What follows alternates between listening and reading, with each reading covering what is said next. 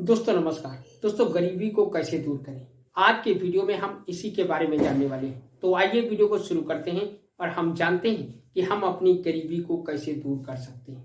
दोस्तों मनुष्य को गरीब उसकी सोच बनाती है। हर आदमी सपने तो देखता है कि हम अमीर हो जाएं, परंतु वो सपने देखने के साथ कार्य नहीं करना चाहता है, मेहनत नहीं करना चाहता है। वो आगे इसी वजह से नहीं बढ़ पाता है। दोस्तों आइए एक कहानी सुनाते हैं। दोस्तों एक महात्मा जी थे जो अपने शिष्य के साथ एक बार यात्रा के लिए जा रहे थे। रास्ते में उनको बहुत जोरों की प्यास लगी और उन्होंने अपने शिष्य से कहा कि क्यों ना हम किसी के घर चलते हैं, थोड़ा सा जलपान करते हैं, थोड़ी आराम करते हैं और फिर हम आगे बढ़ते हैं। दोस्तों ऐसा कहकर गुरु जी ने अपने शिष्य को लिया और एक नगर में एक व्यक्ति के घर जा पहुंचे। दोस्तों व्यक्ति की टूटी फूटी झोपड़ी थी और वो महात्मा जाकर उसके दरवाजे पर आवाज लगाई। तो देखते क्या है कि एक व्यक्ति फटी हुई लुंगी पहनकर, उसके साथ 3 बच्चे थे जिनके बदन पर भी कपड़े फटे हुए थे। महात्मा जी ने तुरंत ही भांप लिया कि ये व्यक्ति बहुत ज्यादा गरीब है और महात्मा जी ने उस व्यक्ति से कहा कि मुझे बहुत जोरों की प्यास लगी है, मुझे जल पिला दीजिए। उस व्यक्ति ने महात्मा जी को अंदर बुलाया और बिठाया और उनके लिए जल लाया और जिस जल को पीकर गुरु जी ने अपनी प्यास बुझाई और शिष्य को भी दिया। दोस्तों गुरु जी ने उस व्यक्ति से पूछा कि भैया क्या बात है, आप बहुत ज्यादा परेशान नजर आ रहे हो।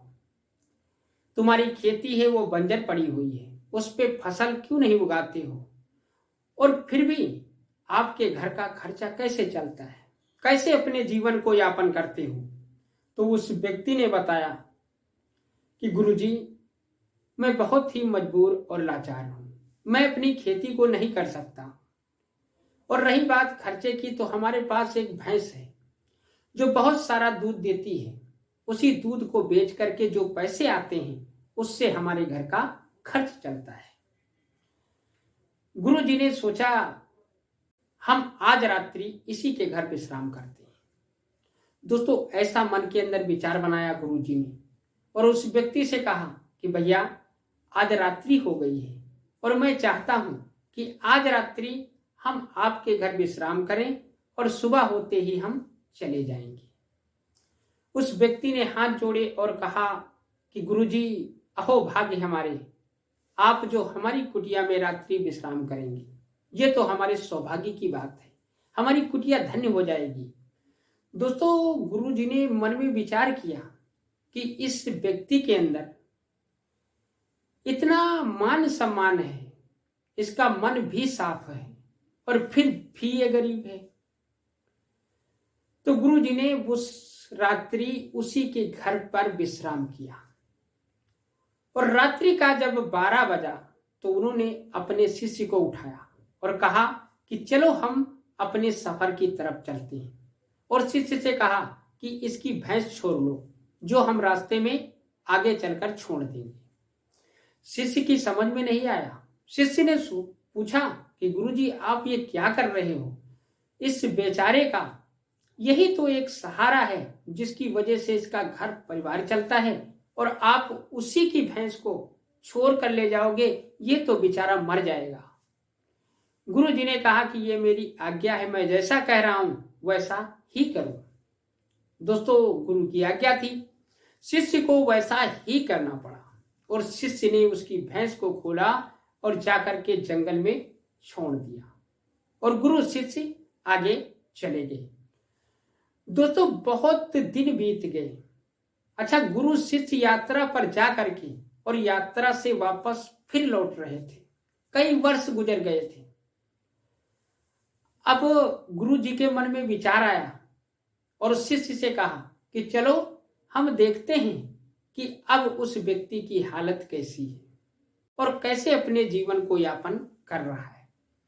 दोस्तों गुरु जी ने अपने शिष्य को लिया और फिर उसी के दरवाजे पर आए तो वहां देखते क्या है, जो खेत बंजर पड़ा था उसका, वहां पर फलों का बगीचा लगा हुआ है और बहुत सारे फल उसमें लगे हुए हैं।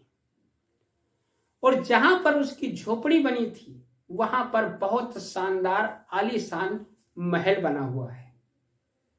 तो गुरु जी ने सोचा कि हमको लग रहा है कि वो व्यक्ति अपनी गरीबी से परेशान होकर यहां बेच करके वो कहीं चला गया है। शिष्य ने कहा कि गुरु जी आपने बहुत गलत किया जो उसकी भैंस को छोड़ करके और बाहर जंगल में छुड़वा दिया। हमको लग रहा है वो अपनी गरीबी से परेशान होकर कहीं कुछ उसे हो ना गया हो। गुरु जी ने कहा ऐसा नहीं हो सकता है। और गुरु जी ने शिष्य से कहा चलो हम अपने रास्ते चलते हैं। तभी शिष्य ने पीछे मुड़कर देखा कि उसी महल से वही व्यक्ति निकला। तो शिष्य ने कहा गुरु जी देखो ये वही व्यक्ति है। गुरु जी फिर उस महल के पास गए और उस व्यक्ति को बुलाया और कहा भैया क्या हाल है, अब तुम्हारी स्थिति कैसी है। तो उस व्यक्ति ने हाथ जोड़े और कहा गुरु जी बस आपकी कृपा है। जिस रात्रि आप यहां से निकल गए और मुझे बताया भी नहीं, उसी रात्रि किसी ने हमारी भैंस को खोल लिया, जिसकी वजह से हम बहुत परेशान हो गए। हमारी समझ में कुछ नहीं आ रहा था। तब हमने लकड़ी काटने का कार्य शुरू कर दिया। लकड़ी काट कर बेचता रहा। उससे जो पैसे आए वो हमने अपनी खेती में लगाया, जिसकी वजह से फसल हमारी बहुत अच्छी हुई। और जब हमारे पास पैसा आ गया तो हमने इसी खेत में ये सुंदर सा बगीचा लगा दिया, जिससे बहुत सारे फल हुए।